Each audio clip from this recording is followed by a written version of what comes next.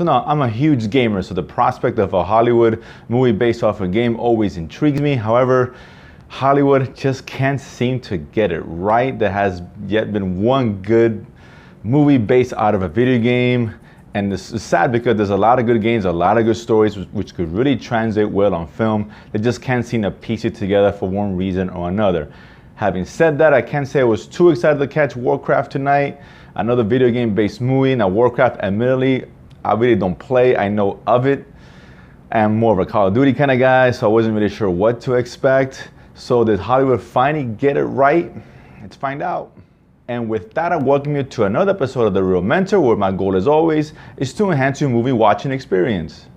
So now Warcraft, directed by Duncan Jones, who when I first heard was helming this movie, I was kind of excited about Duncan Jones, who gave us Source Code with Jake Gyllenhaal, which was a really good time travel movie.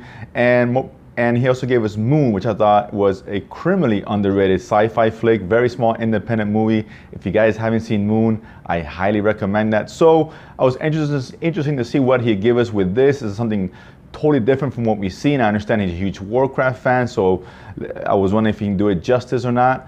Now, off the bat, let me say that I did not hate this movie, but at the same time, it's not a good movie. It's so down the middle. So those who are unfamiliar with Warcraft, basically, it's basically a video game about these different factions. You got orcs and humans and wizards and whatever the case. It's all very fascinating, I'm sure.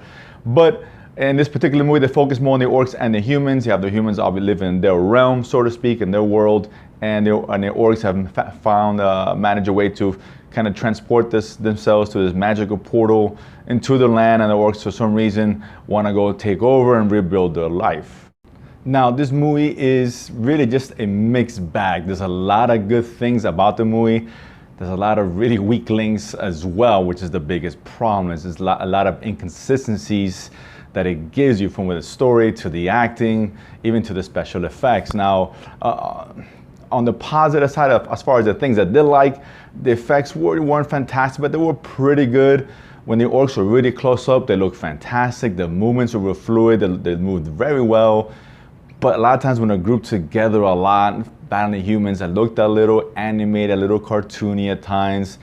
But for the most part, they were fine, and the world that Duncan Jones creates is great. It's, it's not up there what we've seen in other past kind of movies that are similar to this, like a Lord of the Rings, for example. This movie is nowhere near that level, but at the same time, it's not exactly Dungeons and Dragons either. If you're a fan of the game, from what I understand, you'll probably end up liking it more than I do. There's a lot of nods and Easter eggs from what I was told that usually recognized by those hardcore Warcraft fans, and that's great. But unfortunately, this movie should not be for Warcraft fans alone. This should be a movie that should translate to the casual viewer like myself, because the majority of people who see this movie are probably be unfamiliar with the property. They may be fans of the fantasy and adventure, but not familiar exactly with the lore of Warcraft. And I don't think this movie gave us enough of the lore.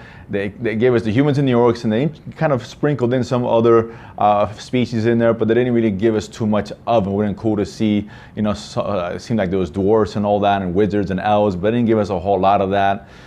There's a lot of cool stuff, like the magic, for example. A lot of the wizardry and sorcery were very cool. But didn't explore that as much as I would like to have seen. And again, it didn't seem to go as far as I wanted to, which is surprising, because this is about a little shy under 2 hours, and it could have given us more than what they did. Some of the fight scenes, very cool. I like it. You really feel some of the hits when the orcs are fighting humans, and obviously it's not a graphic movie at all. Unfortunately, I wish it would have been more like that. But again, at the end of the day, it just kind of fell short of the bar. There's a really good movie in there somewhere, and the biggest problem is that for the most part, the characters, you just don't care about them at all, particularly the humans. And I forget some of the characters' names. That's how much I really don't care about what I saw. They were very one-dimensional. They were just there chewing up scenery. What was fascinating is the true characters came from the orcs themselves. Now, in particular, the main orc, Duratan, who I thought was really cool, a lot of depth behind him. He seemed more human than the humans themselves, and I was actually rooting for him and some of the other orcs, but unfortunately, it should have been more balanced, and it didn't. You just didn't care what happened. You're just seeing things on screen, trying to get through some of the pacing issues with this movie, and just see some of the big battles, which were okay. I mean, they look cool, but It didn't give us, especially in the end, it didn't give us the oomph that we were kind of looking for. And I was hoping to give us at least Leroy Jenkins, for if you guys remember that reference in that commercial back in the day. If he was in this movie, would have been 1,000 times better. But unfortunately, we didn't get that, nor did we get a consistent movie here. Look, at the end of the day, some people may be entertained by this, particularly some of the fans, and if you just kind of turn your brain off, there's a lot of cool stuff on screen and maybe worth it, but it's very forgettable. You're gonna walk out of theater and not remember exactly what happened. Like I said, Durtan's the only name that I really remember for the most part, and he's the only character that I really remembered. I know they even set up a sequel, but I'm not sure this movie's gonna do enough business to warrant a sequel, and frankly, I could care less. I hope they don't make any more of these, because there's no reason to make another Warcraft movie at all, to be honest with you. Ultimately, I wouldn't really recommend this. You guys go see this movie. It's entertaining enough to watch it at home. It's on video. If you guys can download it for free on the internet, not that I condone that. But wait till Netflix, Amazon, Netflix and chill, whatever it is that you do when you put your movies on. That's as much as high as I can go on this at the end of the day, which is a letdown. So hopefully now everything rests from Assassin's Creed, the next big video game coming out in December. I'm hoping that gives us what I've been looking for, and that's a good video game movie. So Warcraft, you seen it? Did you like it? Please comment below. I'm always interested in hearing your thoughts. And of course, subscribe below and feed my need to go to the movies and talk about it afterwards. See you guys next time.